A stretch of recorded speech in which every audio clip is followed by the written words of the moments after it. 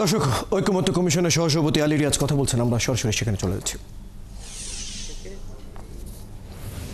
এর বিস্তারিত উপস্থাপন করেছিলাম যে শুধুমাত্র কাঠামোগত দিক না, বিশেষ করে কার্যপরিধির প্রশ্ন। আমরা বলেছিলাম যে এখানে সুনির্দিষ্টভাবে 6টি কমিশন এবং আইনের দ্বারা নির্ধারিত অন্যান্য প্রতিষ্ঠানগুলোর নিয়োগের ক্ষেত্রে, অর্থাৎ প্রধান এবং সদস্যদের নিয়োগের ক্ষেত্রে এই কমিটি কাজ করবে। এগুলি হচ্ছে নির্বাচন কমিশন, দুর্নীতি দমন কমিশন, সরকারি কর্ম কমিশন, মহা হিসাব নিরীক্ষক ও নিয়ন্ত্রক, জাতীয় মানবাধিকার কমিশন এবং তথ্য কমিশন।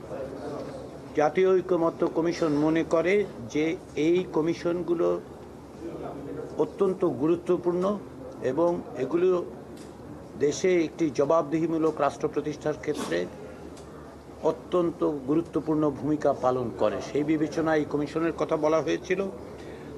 আমরা কাঠামোগত দিক থেকে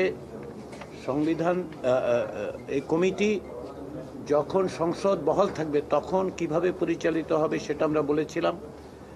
তার মধ্যে ছিল যে প্রধানমন্ত্রী, স্পিকার এবং যদি উচ্চকক্ষ প্রতিষ্ঠিত হয় তবে সেই উচ্চকক্ষের স্পিকার, বিরোধী দলের নেতা এবং প্রধান বিরোধী দল ব্যতীত অন্য বিরোধী দল সমূহে নির্বাচিত একজন প্রতিনিধি।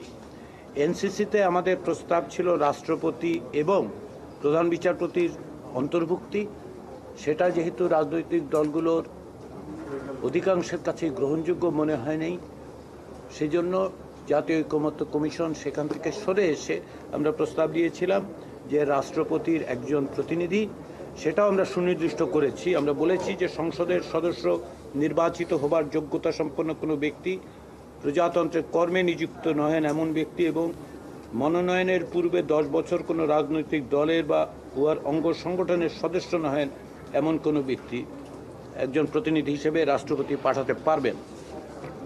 প্রধান বিচারপতির ক্ষেত্রে আমরা প্রস্তাব দিয়েছি যে প্রধান বিচারপতি কর্তৃক মনোনীত আপিল বিভাগের একজন বিচারপতি।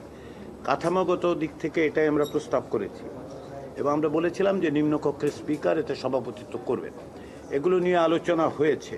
এর মধ্যে একটি বিষয় যেটা এসছে সেটা হচ্ছে যে যখন সংসদ বহাল থাকবে না, অর্থাৎ তত্ত্বাবধায়ক সরকার ব্যবস্থা যখন থাকবে, সেটা আমরা যে নামেই বলি, তখন কি হবে। আমাদের পক্ষ থেকে একটা প্রস্তাব ছিল যে এটা অব্যাহত রাখার, যে এই কমিটি সামান্য পরিবর্তন করে, অর্থাৎ অন্যান্য বিরোধী দলের যে প্রতিনিধি তার পরিবর্তে আমরা বলেছিলাম যে উপদেষ্টা পরিষদ বা যাই হোক তার একজন প্রতিনিধি থাকবে। কিন্তু আলাপ আলোচনায় যেটা স্পষ্ট হয়েছে যে অধিকাংশ রাজনৈতিক দল যারা এমনকি এই কাঠামোর সমর্থন করেন, তারাও মনে করেছেন যে তত্ত্বাবধায়ক সরকার যখন থাকবে তখন এই কমিটি বহাল রাখার কোনো কারণ নেই, তারা সেটা সমর্থন করছেন না। ফলে প্রশ্ন উঠেছে যে ওই সময় নির্বাচন কমিশনে নিয়োগের বিষয়টা কিভাবে বিবেচিত হবে। সেটার আলোচনার পরিপ্রেক্ষিতে অনেকেই প্রস্তাব করেছেন যে এটি তত্ত্বাবধায়ক সরকারের হাতে সীমিতভাবে অর্পণ করা যায়। শুধুমাত্র এটি, অন্য কমিশনগুলোর ক্ষেত্রে নয়, কিন্তু অন্য কোনো কমিশনের নিয়োগের তত্ত্বাবধায়ক সরকারের কোনো অধিকার থাকবে না। এই বিষয়গুলোতেই আলোচনা হয়েছে এবং কিছু কিছু প্রস্তাব এসেছে সংশোধনের। যেমন ধরুন, সুপারিশ যেটা করা হবে সেটা দুজনের নাম যাবে না, একজনের। অধিকাংশের মত হচ্ছে যদি এরকম কাঠামো তৈরি হয় এবং এই কমিটি একজনের নামই সুপারিশ করবে রাষ্ট্রপতির কাছে। ফলে এই সমস্ত আলোচনার পরিপ্রেক্ষিতে আমরা যেটা বুঝতে পারছি যে এই ধরনের একটি কাঠামোর ব্যাপারে সংখ্যাগরিষ্ঠ দলের সমর্থন আছে, কিন্তু কাঠামোগত প্রশ্নগুলোকে আরেকটু সুস্পষ্ট করা দরকার, আরেকটু আলোচনার প্রয়োজন আছে। আমরা সেজন্য যে সমস্ত দল এখন পর্যন্ত এই ধরনের প্রস্তাবে সম্মত হচ্ছেন না, আমরা কমিশনের পক্ষ থেকে তাদেরকে অনুরোধ করেছি যে এখন তারা পুনর্বিবেচনা করতে পারেন কিনা, বিশেষ করে প্রস্তাবিত বিভিন্ন সংশোধনের পর। এটা আমাদের অনুরোধ।